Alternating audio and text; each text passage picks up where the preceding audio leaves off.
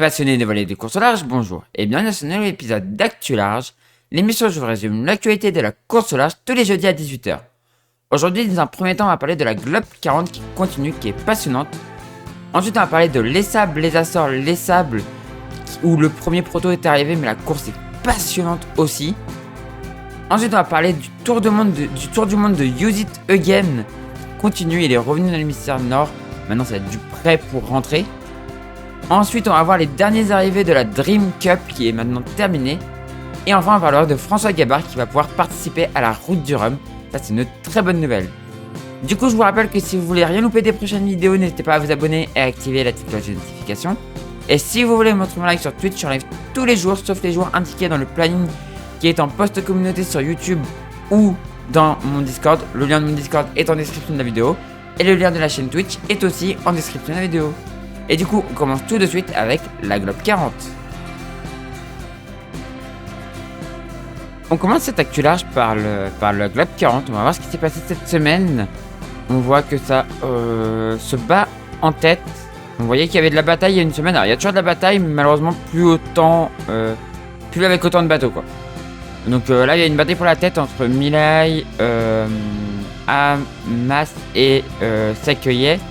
On va voir que malheureusement plus tard la bataille s'est un petit peu réduite et maintenant c'est devenu un duel entre deux bateaux. Alors c'est un duel à distance d'ailleurs, hein, mais vous allez voir qu'il y a quand même encore de la bataille à deux. Et par contre derrière ça se fait distancer. Giron, enfin on verra plus tard, mais ces deux là sont distancés malheureusement. Donc là la descente dans les alizés de sud. La descente dans les alizés de l'hémisphère sud, direction du coup l'anticyclone de Sainte-Hélène. On voit que ça y est, c'est accueilli, c'est fait distancer. Et on va voir la bataille actuelle. Voilà la position actuelle. Donc on a Milay en tête, suivi par Ahamas, donc en deuxième. Et derrière on a une petite bataille à 3, même s'il y a de l'écart entre Secueillet qui est troisième. Quatrième place pour Whisky Jacques. Et la dernière place pour Griffon solo 2. On va voir que là, du coup on avait dit il y a une semaine peut-être qu'ils allaient essayer de passer là, mais finalement non, ils ont quand même parti un peu à l'ouest. Enfin ils ont descendu plein sud en fait, ils n'ont pas été vraiment chercher les vents dans l'ouest.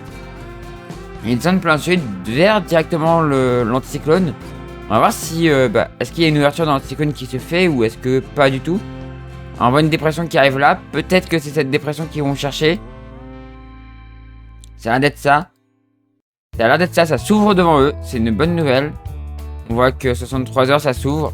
Ouais, c'est parfait. Ils ont un énorme coup de chance que du coup l'anticyclone s'ouvre devant eux avec une grosse dépression là.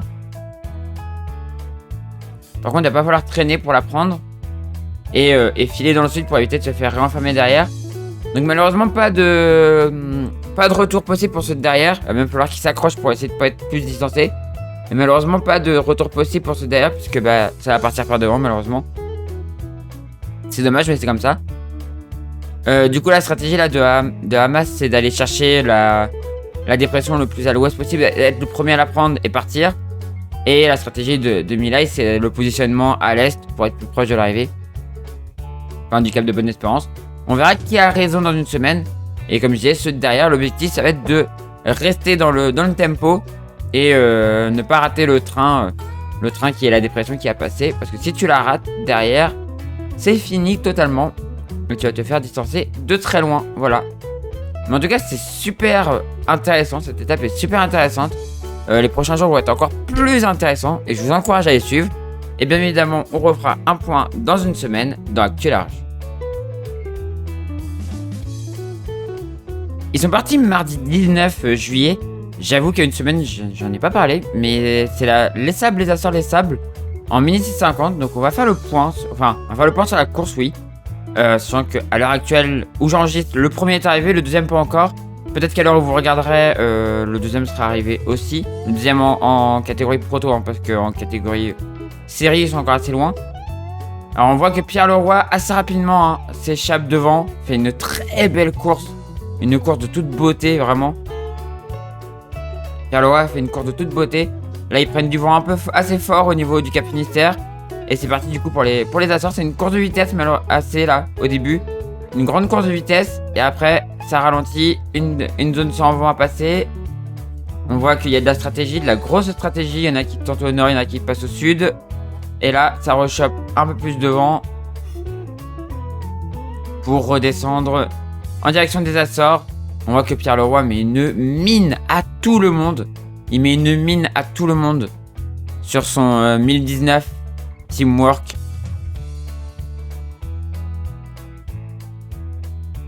Et voilà. Bientôt l'arrivée. Et ouais, il met une bonne grosse mine à tout le monde, quoi. Là, c'est limite insolent, quoi. C'est limite insolent. On va voir du coup l'arrivée. Du coup de Pierre Leroy. Derrière, on va voir après ce qui commençait aussi en série. Et voilà, l'arrivée de Pierre Leroy. Et là, on va voir la situation actuelle. Alors, la situation actuelle à 13h50. Donc, le deuxième est bientôt arrivé. Il va garder sa deuxième place sans trop de soucis.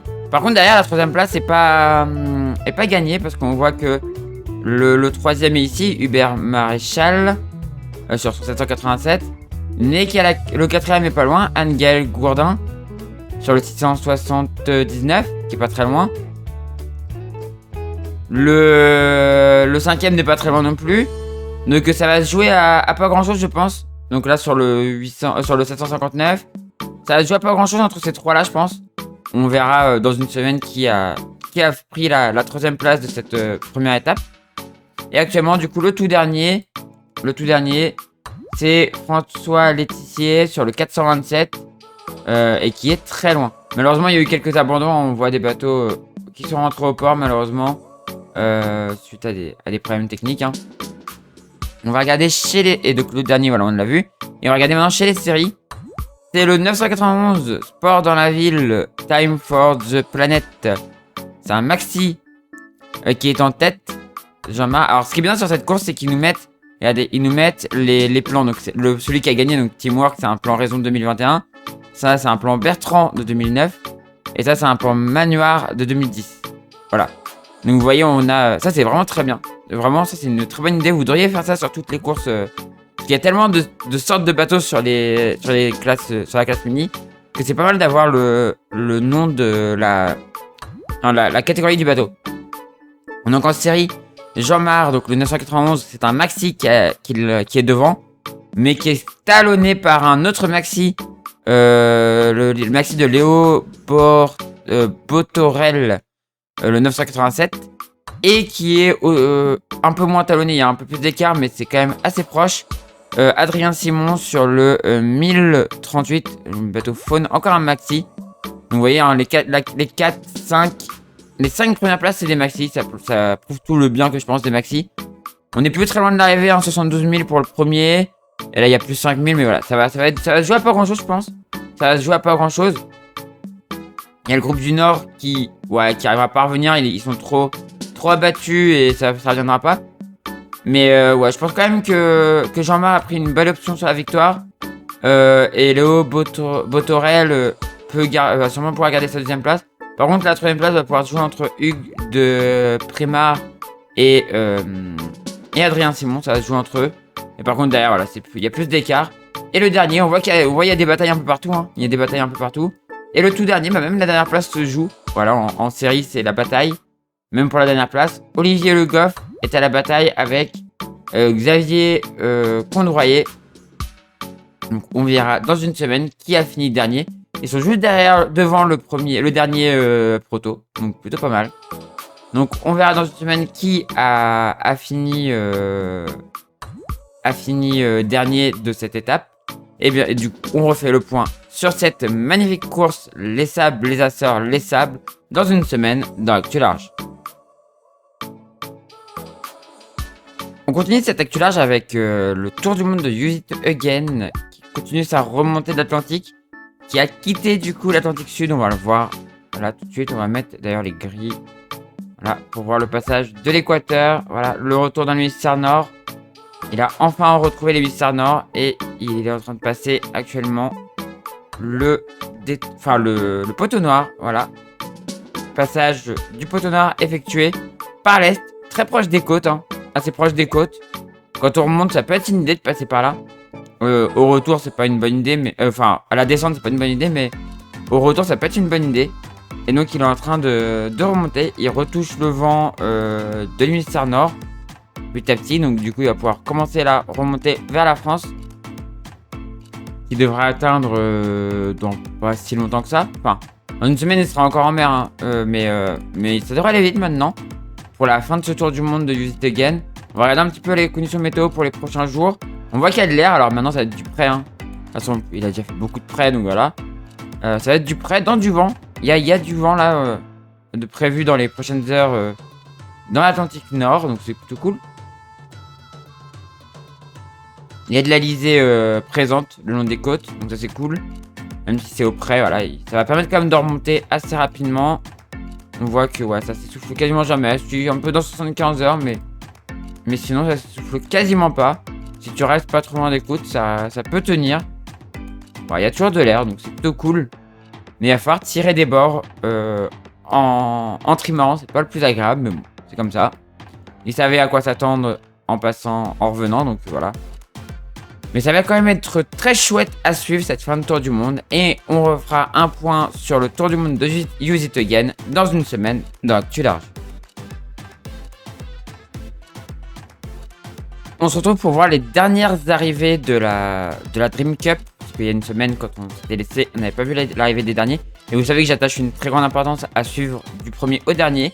Donc on voit les derniers de du parcours de 600 000 arriver.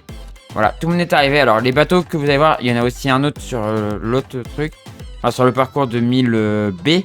Mais en gros, c'est des bateaux qui ont été figés. C'est des problèmes de carto. Mais c'est rien de grave.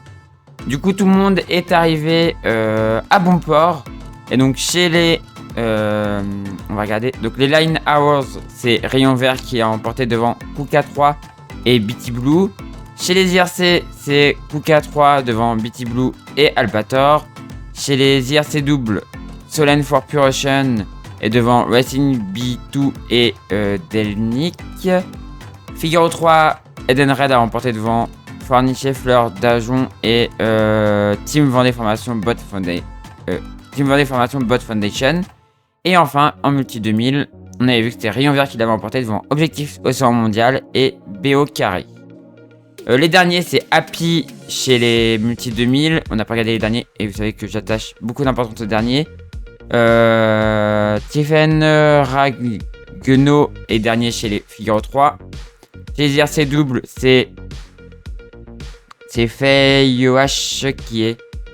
Feyoah, je sais pas comment on dit, qui est dernier. Chez les IRC classiques, c'est Atlantics Express. Et enfin, chez les Line Hours, le tout dernier bateau qui a passé la ligne, c'est Fléau, qui est le tout dernier à avoir passé la ligne. Et maintenant, on va passer du coup au parcours de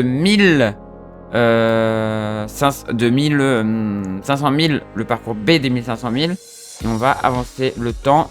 On s'était laissé avec Critère qui pouvait encore jouer la deuxième position. Je vous expliquerai ce qui s'est passé un peu sur Critère, les petits problèmes qu'il y a eu. Hop, l'arrivée des derniers, puisque j'ai eu Wilfried au téléphone depuis l'arrivée, et il m'a expliqué 2-3 trucs. Voilà, l'arrivée du dernier. Alors ça, c'est un bateau qui a été figé aussi. Mais voilà, l'arrivée du dernier qui passe la ligne. Voilà, tout le monde est arrivé. Tout le monde est arrivé, là c'est un... Alors, il reste encore un bateau qui tente, qui est très loin de tout le monde. Hein. Un bateau qui est très loin de tout le monde, qui est dans les petits airs. Et qui tente le tout pour le tout, mais il n'y a plus trop de vent. Hop.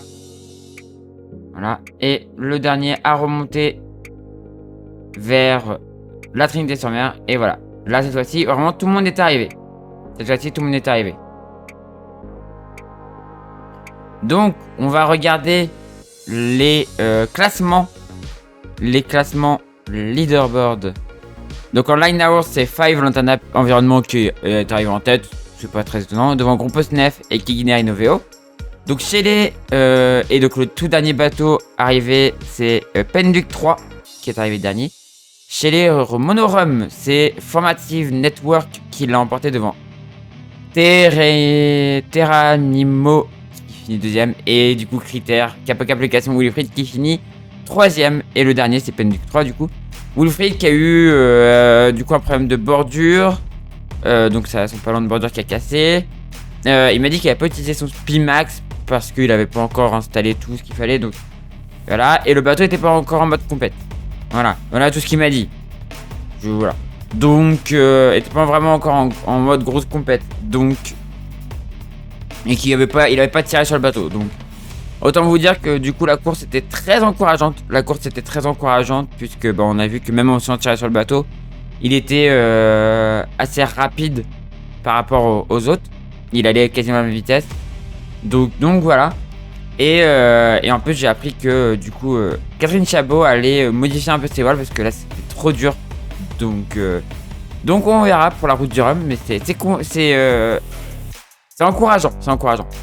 En multi, Rhum multi, c'est Metarom Group qui arrive en tête devant Jess et 6000 rebonds.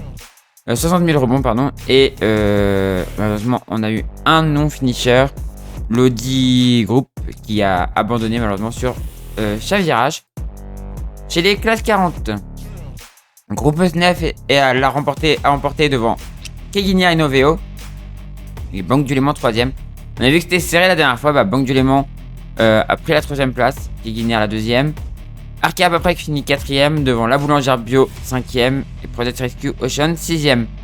La mode module création 7ème devant Interinvest 8ème, Eden Red 9ème et Happyvore 10ème. Le dernier classe 40 c'était Edigo Univers qui a fini 31ème de cette classe 40.